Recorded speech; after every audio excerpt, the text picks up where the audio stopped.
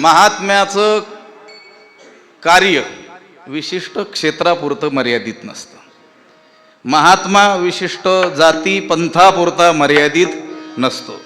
जगाच्या कल्याणा संतांच्या विभूती संपूर्ण जगाच्या कल्याणाकरिता ते अवतीर्ण झालेले असतात.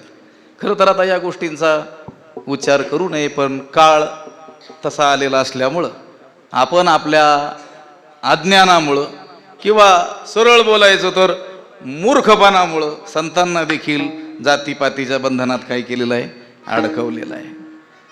मला वाटतं हे जे पातक आता लोकांकडून घडत आहे, त्यांच्या त्यागाचं स्मरण करायचंय, त्यांच्या वैराग्याचं स्मरण करायचंय, त्यांच्या गुरुनिष्ठेचं स्मरण करायचंय, त्यांच्या संप्रदाय निष्ठेचं स्मरण करायचंय. तर आपल्याला उद्धाराचा दुसरा कोणताच मार्ग नाही आहे.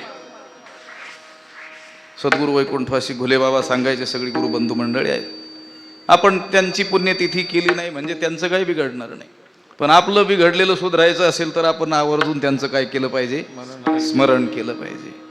त्यांचं स्मरण हे आपल्याला परमार्थ मार्गावर अग्रेसर होण्याकरिता सतत बळ देत राहतं. विठ्ठला